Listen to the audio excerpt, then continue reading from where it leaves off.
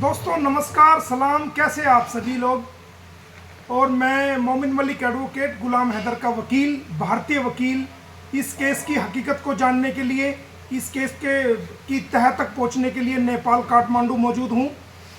और मैं उस होटल में मौजूद हूं जिस होटल में सीमा हैदर जो है वो 10/3/2023 को जो दुबई शारजा के रास्ते होती हुई नेपाल में आई थी और लगभग 7-8 दिन इस होटल में रही थी।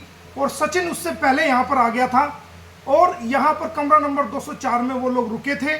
और आज मैं उसी होटल में मौजूद हूँ। उस होटल को मैंने देखा है, समझा है, और वहाँ के मालिक साहब से जो भक्त बहादुर खटका जी हैं वो मेरे साथ मौजूद हैं। नमस्कार भाई साहब। नमस्कार। कैसे हैं आप? सब ठीक है सर। अच्छा बहादुर साहब, मैं मोमिन मलिक एडवोकेट हूँ, भारत से आया हूँ, इंडिया से। और जो ये सीमा हैदर है, इसके जो पति हैं पाकिस्तान में, गुलाम हैदर, मैं उनका वकील हूँ। उनके 4 बच्चे लेकर के ये दोबारा आई है 13/5 को, दोबारा ये फिर आई है 2 महीने के बाद 13/5 को ये दोबारा नेपाल के रास्ते आई है। तो दोबारा तो आपके होटल में ये आई नहीं, एक बार ही आई थी। तो ये बच्चे लेके गुलाम हैदर के इलीगल तरीके से भारत में चली गई है। सचिन और ये इलीगल तरीके से, सचिन आगे इसको वो है, तो ये उन बच्चों को लेकर चली गई है। तो मेरे अब ये वहाँ जाके कहती है, वहाँ जाकर के इसके खिलाफ FIR एक दर्ज हुई है। ये आप देखेंगे कि ये इसके खिलाफ एक FIR है, जो कि भारत में इसके खिलाफ FIR दर्ज हुई है। और ये वो FIR है जो भारत में इसके खिलाफ दर्ज हुई है। ये देखेंगे आप ये देखेंगे, ये पढ़ेंगे 159 नंबर रघुपुरा में। तो वहाँ पर ये जब बेल ले लेती है, कोर्ट से बेल मिल जाती है, तो ये कहती है कि मैं सचिन की वाइफ हूँ। और जमानत लेते हुए ये कहती है कि मैं गुलाम हैदर की वाइफ हूँ। तो हमारे, और कहती है कि मैंने हिंदू धर्म परिवर्तन कर लिया था। और उससे सिलसिले में कुछ जवाबात हम आपसे करेंगे, सवाल, तो आप हमें उनका जवाब देना। हमें ये बताइए सर कि ये आपके होटल में कितने दिन रुकी थी? लगभग 7-8 दिन रुकी। अच्छा, 7-8 दिन से 7-8 दिन आपके होटल में ये रुकी थी। तो इस दौरान जब ये 7-8 दिन ये आपके होटल में रुकी, तो इस दौरान क्या कोई बाहर से पंडित जी या कोई पंडित जी इनसे मिलने के लिए आपके होटल में आया था? नहीं सर, कोई नहीं आया। किसी प्रकार का कोई पंडित जी जो शादी कराता है, जो नेपाल में शादी होती है हिंदू रीति रिवाज के अनुसार, वो जो है कोई भी जो है पंडित जी इसके कमरे में नहीं गया। नहीं। और किसी प्रकार के, दोस्तों आप सुनेंगे, जो हमारे भक्त बहादुर जी हैं, विनायक होटल के मालिक हैं, वो इस बात को कह रहे हैं कि सीमा जब यहाँ 7-8 दिन सचिन और सीमा यहाँ रुके थे, तो कोई पंडित जी इनके होटल में नहीं आया और ना ही इनके कमरे में गया। आप ये बताइए, हिंदू रीति रिवाज के अनुसार, जो हिंदी रीति रिवाज, आप भी हिंदू हैं? हाँ, ये भी हिंदू हैं। तो हिंदू रीति रिवाज के अनुसार क्या बिना पंडित जी के कोई शादी हो सकती है? नहीं सर, पंडित जी होते हैं, हमारे हवन होती है, फेरे लेने पड़ती है, इस तरह से। हाँ, इनका कहना यह है कि बाकायदा पंडित जी के बगैर कोई शादी नहीं होती, हवन होता है और फेरे होते हैं, तब जाके हिंदू रीति रिवाज के अनुसार शादी होती है। तो दोस्तों, तो कोई वहाँ पर उस कमरे में, जो वो कमरा है, उस कमरे में कोई ऐसी जगह है जहाँ पर ऐसे घूम करके फेरे लिए जा सके? नहीं सर, नहीं। कोई नहीं है। क्या आपने उसको सिंदूर लगाते हुए यहाँ देखा था? नहीं, सिंदूर। ये एक ब्रेकिंग खबर है कि भक्त बहादुर जी कह रहे हैं कि कोई सिंदूर लगाते हुए हमने उसको यहाँ नहीं देखा, ना कोई फेरे हुए हैं और ना कोई पंडित जी यहाँ पर आया है। और मुझे ये बताइए कि आपको जब वो होटल में आई थी तो उसने ये बताया था कि मैं पाकिस्तान की रहने वाली हूँ? नहीं। ये नहीं बताया? उसने वो हिंदी बोल रहे थे, हम वो ऐसे तराई जगह, हमारे तराई जगह नेपाली लोग भी हिंदी बोलते हैं, तो हम यहाँ के समझे, एंट्री के यहाँ के एड्रेस में एंट्री के हम रख दिए हम।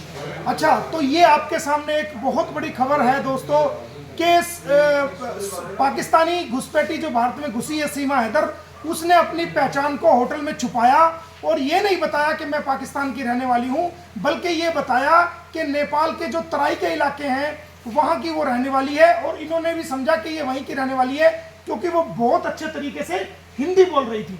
इन्होंने बताया कि वो बहुत अच्छे तरीके से हिंदी बोल रही थी और उसने अपनी पहचान को छुपाया, इनके साथ धोखाधड़ी करी और वो अपनी पहचान छुपा करके यहाँ 7-8 दिन रही। सचिन ने भी अपना नाम नहीं बताया और ना ये बताया कि वो भारत से हैं, और ये बताया कि वो नेपाल से हैं, और वो यहाँ पर तराई के इलाके से बताया।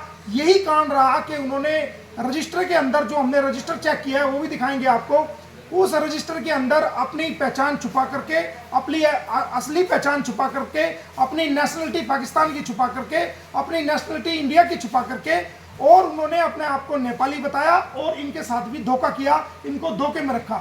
इनका किसी प्रकार का कोई दोष नहीं।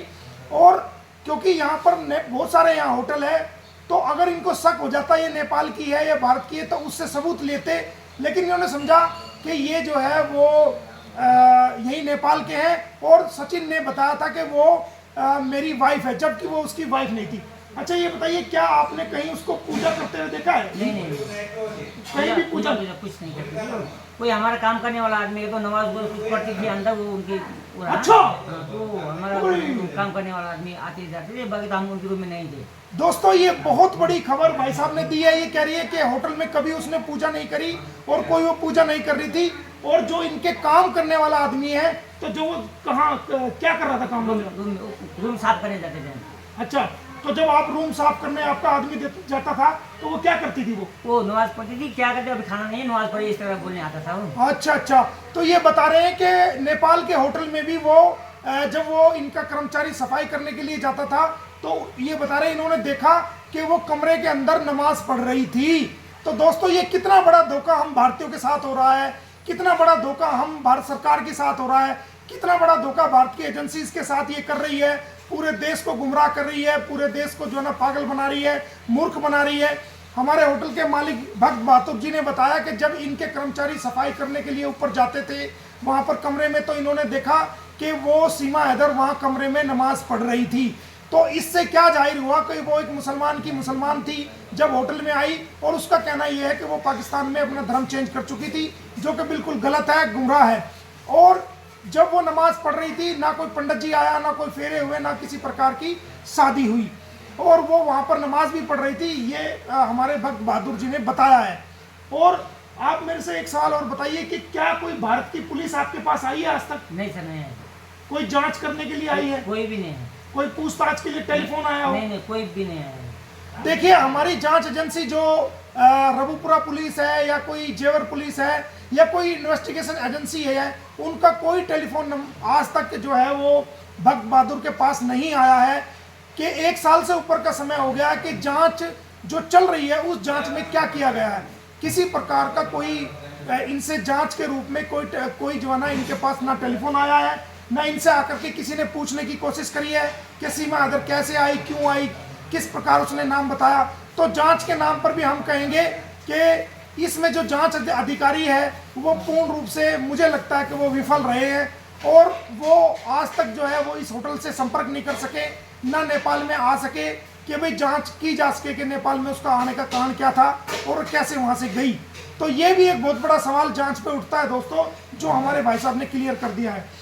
तो दोस्तों ये सच्चाई जो आज आपके सामने आई है, इसको सुनकर के मैं भी हैरान हूँ और देश की जनता भी हैरान हो जाएंगी। इसके अलावा कुछ और बताना चाहते हो कि वो कैसा महसूस करती थी, कैसे वो होटल में नीचे आती थी, या खाना कैसे खाती थी, या क्या वो चिकन वगैरह भी खाती थी, क्या करती थी? हाँ, खाना चिकन को सब खाते थे यहाँ पे।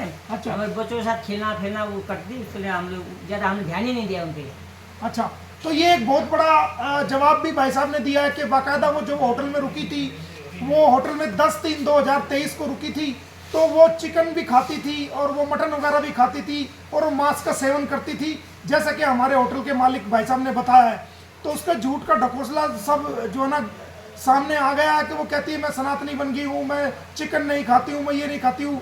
तो ये सब भी जो है वो यूज़ करती थी। अच्छा, आपके यहाँ ये शराब की बोतलें रखी हुई है, तो आपके यहाँ शराब आसाम से मिल जाती है? हाँ, शराब तो आसाम में मिल जाती है। अच्छा, तो सचिन शराब की बोतल 1-2 शराब की बोतल खरीदी थी उसने? बाहर से कहीं लाया होगा सर, रूम में मिला था उसका, बाहर से कहीं से लाया के यहाँ से खरीदा, तो हमने नहीं देखा। अच्छा, इनका कहना है कि सचिन जो है बाहर से कहीं से, क्योंकि यहाँ अच्छा आम दुकान पे शराब की बोतल मिल जाती है, यहाँ तो किराना की दुकान में भी शराब की बोतल मिलेगी। अच्छा, इनका कहना है कि जो किराने की दुकान है, जो आम दुकान है, वहाँ भी पेप्सी को और कोक की तरह और लिम्का की तरह आम शराब की बोतलें भी वहाँ पर मिल जाती है। इनका कहना यह है कि वो बाहर से खरीद के लाया होगा, इस होटल से उन्होंने नहीं ली, बाहर से शराब की बोतल खरीद के लाया होगा। उनके कमरे में जो है वो शराब की बोतलें भी मिली थी। तो ऐसा कहना सफा ये बोतलें कैसे पता चली आपको जो उसके कमरे में मिली? रूम साफ करने लगा रोज जाते थे। अच्छा, जो रूम साफ करने वाला जो नौकर है जब वो वहां पर गया इनका, तो उसने देखा तो उसके कमरे में शराब की बोतलें भी थी। तो इससे जाहिर है कि सचिन और जो उन्होंने कहीं ना कहीं जो है शराब का सेवन किया। हाँ, ये बिल्कुल कंफर्म हो गया कि शराब का सेवन भी उन्होंने कमरे में किया है। तो दोस्तों 7-8 दिन ये वो रही थी। अच्छा, कहीं मंदिर में घूमने गई वो, कहीं नहीं गई? नहीं, मंदिर में नहीं जाते थे लोग, वो घूम में रहते थे ज्यादातर। ये बात भी सामने आ गई। वो कहती है कि मैं पशुपतिनाथ मंदिर में गई, दूसरे मंदिरों में गई, कहीं मंदिर में नहीं गई। जब तक वो रुकी सिर्फ कमरे में ही रहते थे वो लोग, और वो नीचे भी उतर के आते थोड़ा बहुत देर, और वो थोड़ी बहुत देर नीचे भी उतर के आते थे। ना वो कहीं मंदिर गए हैं, ना कहीं घूमने गए हैं। वो लोग हमेशा जो है कमरे में रहते थे। कोई छोटी मोटी जरूरत का सामान आसपास से कहीं लेना होता तो ले आए, लेकिन वो किसी मंदिर में भी घूमने नहीं गए हैं। और ये दोस्तों बिल्कुल स्पष्ट हो गया है हमारे। आप भी देख लीजिए, भाई साहब से नमस्ते कर लीजिए आप भी, और कुछ कहना चाहते हैं आप इसके बारे में? वो साहब हम कुछ नहीं कहना चाहेंगे। वो लोग यहाँ पर आम हमारा जो गेस्ट रहता है उस तरह से हमारे साथ 7-8 दिन रही। बाद में हमको जब टीवी वाले बताया, बाद में उस टाइम हमको मालूम पड़ा, तो बाद में टीवी वाले यहाँ पे आए तो हमने जो जैसा था ऐसे ही उनको भी बताया। उसके बाद में 1 साल तक कोई भी पूछताछ हमको करने यहाँ पे आए भी नहीं, तो हम भी ध्यान नहीं दिए इस चीज़ के। तो कोई पूछताछ करने आपके पास नहीं।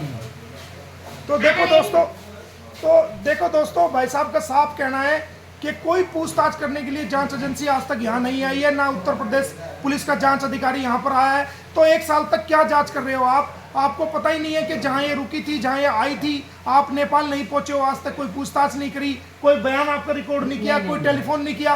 तो ये किस दिशा में जांच जारी है, सवाल ये भी है। तो दोस्तों ये हकीकत आपके सामने आ गई है, और भी धीरे धीरे जो चीज़ सामने आएंगी वो हम सबको आपको बताया जाएगा, और इन बिल्कुल आपके सामने इनको बताया जाएगा। तो दोस्तों बहुत बहुत नमस्कार, बहुत बहुत शुक्रिया, आपने ये सब देखा, और जल्दी और चीज़ें भी आपके सामने हम लेके आएंगे। Thank you.